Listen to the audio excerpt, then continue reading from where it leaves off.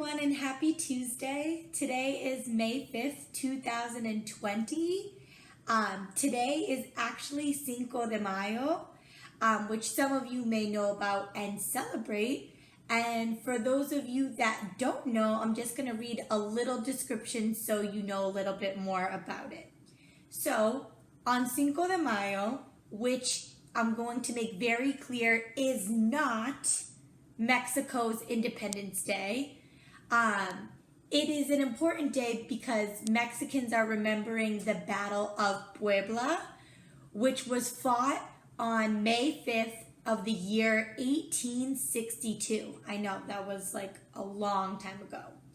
On that day, the Mexicans, they won an important battle against the French army, which was taking over Mexico. Okay? Now, the battle is so famous because the Mexicans weren't supposed to win. The French army had about 6,000 soldiers, and the Mexicans only had about 4,500. So that's a lot less, okay? But they ended up winning this battle, and the President Benito Juarez said that May 5th would forever be a national holiday. Now, if you want to learn more about this holiday, I will include a description in the link below this video so you can read up on it and you can do all sorts of activities and celebrate and send them in to some of your teachers if you choose to do so.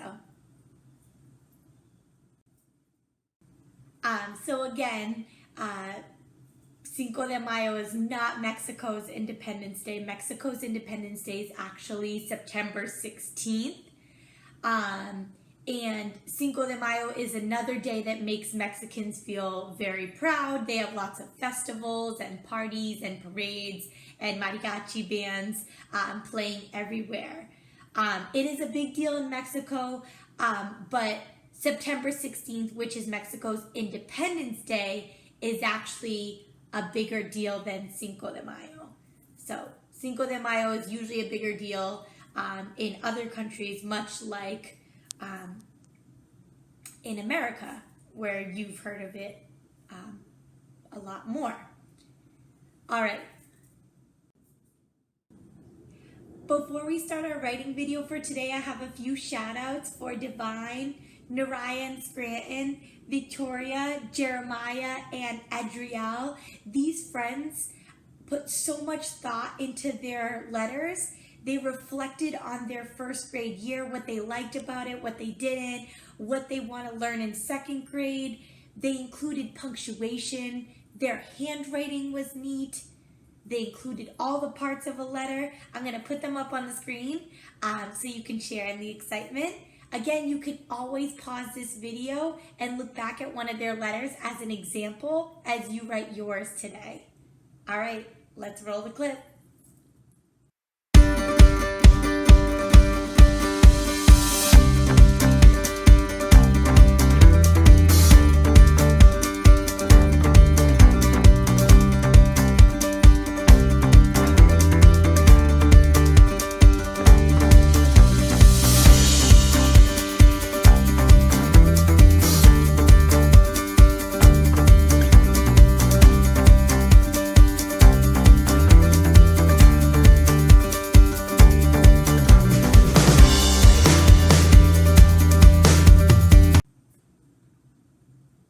Let's get started. So for today, you're going to need your letter writing paper. You either printed it from the Google Drive, you have a plain piece of notebook paper with lines, or you're going to have a blank paper and you're going to draw your own lines. Either way, your paper should be set up to look like this. Again, your paper does not have these words. You can write them in to help you out. I've noticed lots of friends doing this, and it has really helped them be mindful of their space and their handwriting. All right? Then you're going to take out your pencil. In this case, I have my pen. Go ahead and make sure you have all of your materials before we get started today. All right, friends. We've been writing letters to show our community how much we care about them. We've done this by writing them friendly letters, we've written get well letters, we've written thank you letters, and lastly, we even wrote letters to ourselves. Today we are going to write a different kind of letter. We are going to go back in time to what we were doing at the beginning of the year, and we are going to write an apology letter. Now, an apology letter shows someone how much you care about them by taking the time and the effort to explain how sorry they are for something that they said or something that they did and why, right? Some things we say or do could really hurt someone's feelings. And the opposite, right? Something someone said or did could really hurt our feelings. And it's important we're showing that care by thinking about our actions, so thinking about what we said and thinking about what we did, apologizing for it, and thinking about how we're not going to do it again and why. All right? I'm going to put up some examples of 2 apology letters on the screen, and I want you to notice what is in them, okay? What are in these letters to make apology letters complete?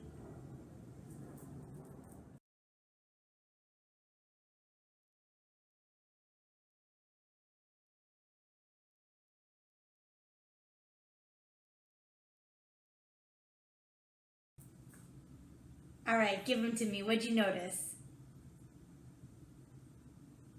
Yep, almost all of them started out with the first line saying how sorry that they were. A lot of them asked for forgiveness, right? Showing me that they want to move forward. A lot of them offered up a solution to make it better too at the end. All right, so we're going to do that today. I want you to think about something you said or something you did to someone around you. It might have hurt their feelings. Think about a mistake that you might have made recently or during the time that you've been home that you could apologize for and make it better with that person and for yourself. Think about that now.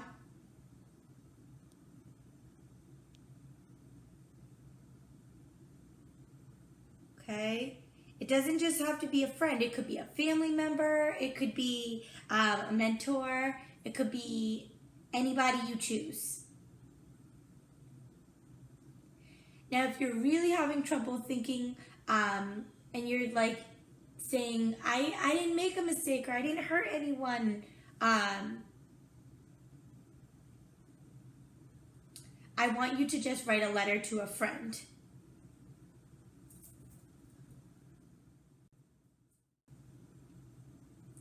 Today we will be following the 4-step apology plan. The first step of that is I am sorry for. The second step is this was wrong because. The third step is next time I will. And the fourth step is will you forgive me? We're going to use that outline today as we do our writing. Grab your pencil and your paper and we're going to get started.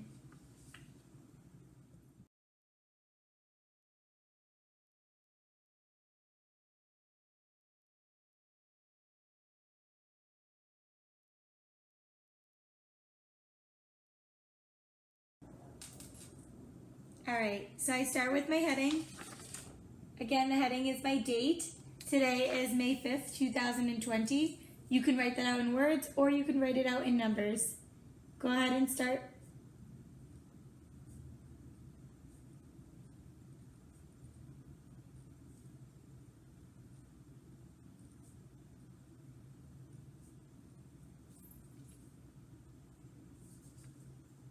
When you're done, it should look like this.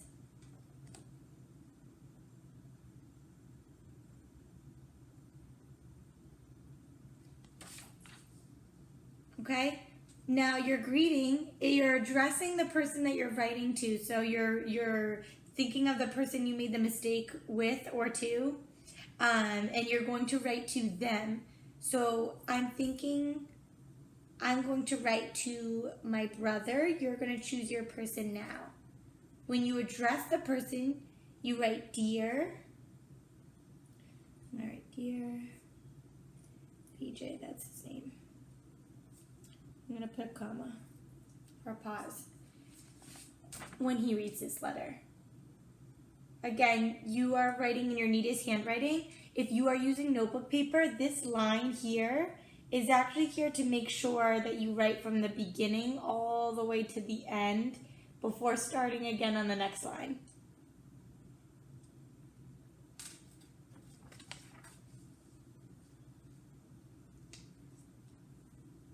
All right, now remember, it is not enough just to say, I'm sorry or I apologize. We really want to explain our thought process to show how much we care. We want it to be sincere and from our hearts, and for the people we're writing to know that we really mean what we're saying and we're not just saying it just to say it.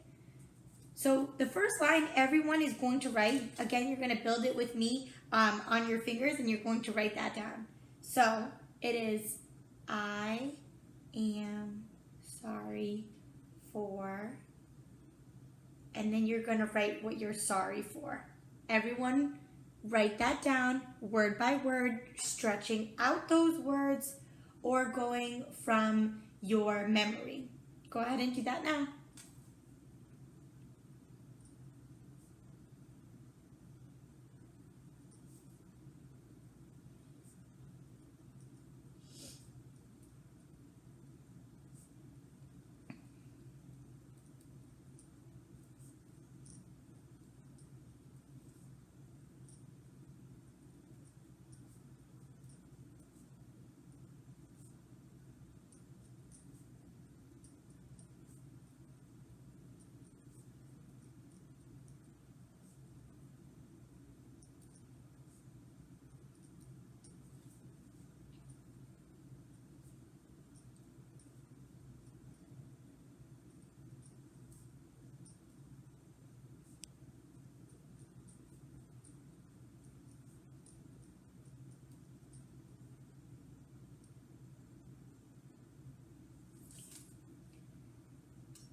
When you're done, I want you to read the sentence back to yourself, and I want you to think about if it makes sense.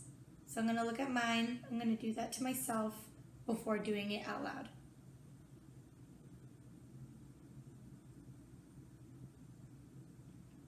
Okay, here I go.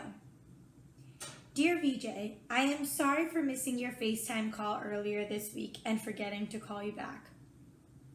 That is the action I am sorry for. Now we're going to go into the second step, which is this was wrong because. So you're going to start out with those same words, okay? Everyone together on your fingers.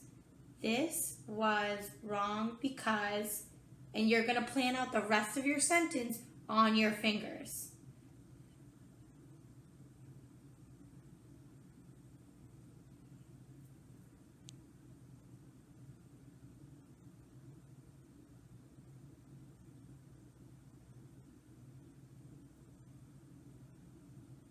Once you have all the words you're going to use in your sentence, write that down word by word, again, stretching them out or using your sight word memory. Okay? As I write mine, you're writing yours.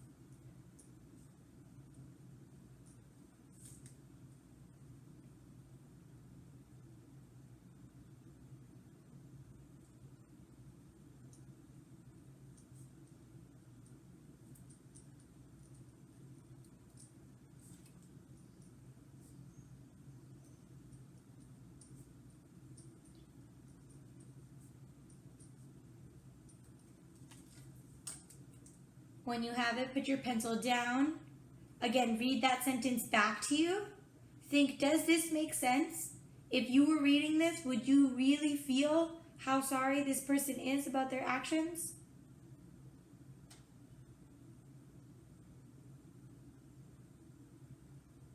Okay, now I'm going to read mine out loud. This was wrong because you were just trying to show me love and I made you feel ignored by rushing to do something else. Now, I'm being sincere. That means it's coming from my heart because I was doing something else and I was rushing and running around because sometimes life is fast like that. And I missed the call. I forgot to call him back and he told me he felt ignored when I did speak to him again. And he was just trying to show me love by calling to check in on me. Okay? Again, making sure you're adding that punctuation at the end of your sentences. Your letter is not all one sentence. It is many different sentences. Okay. The third step is what you're going to do to make it better for next time. So everyone's going to start out with the same sentence frame. Next time I will, again, building it on your fingers with me, and then you're going to do the rest of the building on your own. Next time I will.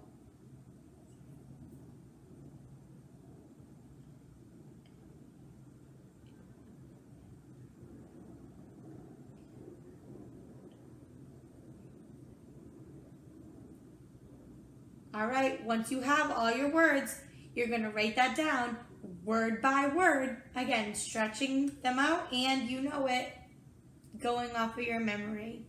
Go ahead, as I write mine, you're going to do the same for yours.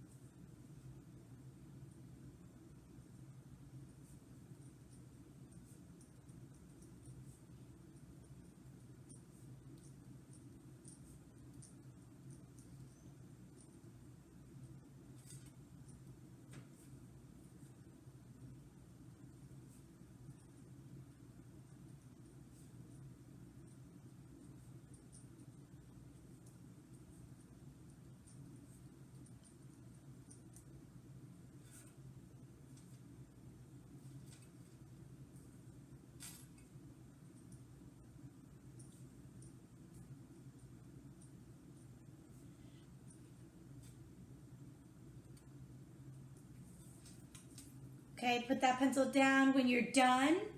Again, reread it to yourself and think, does this sentence make sense? Are my feelings coming through?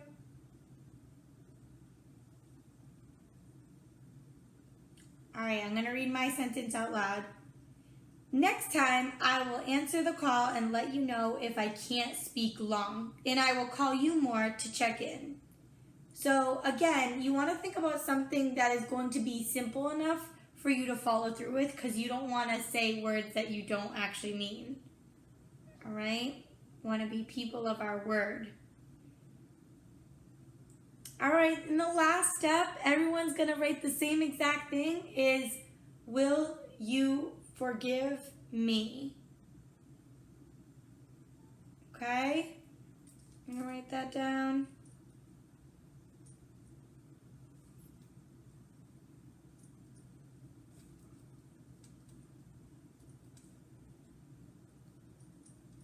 And what that does is it gives your reader a chance to really think about it and see if you convince them of how sorry you are and how you're not going to do it again. Because no one wants their feelings hurt. All right. Now we're moving on to our closing. You're choosing the closing that feels best to you. Your letter should look like this at this point. Everything neat and complete. Going from the beginning of the line all the way to the end before going to the next one. Those tall letters going above the line, the other ones in between, and the letters that fall going below it. Making sure you have that punctuation, thinking of your spelling of your heart words. All right, for your closing, you could write sincerely, love, best, okay? Choose the one that feels more like you, thinking of your writing voice. So I'm going to choose love because it's my brother and I really do love him. So I'm going to say love, comma, the same way I did in my greeting. Again, I'm matching that. It's like a mirror. Okay? And my signature is just my name. Just my name. So instead of writing Miss Andrews today, I'm actually going to write my first name, which some of you may know is Stephanie. Okay, I'm going to draw a little heart here.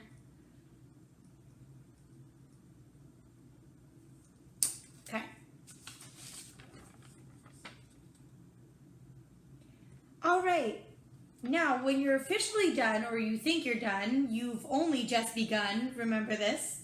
Lock that in your brains. I'm going to read the whole letter.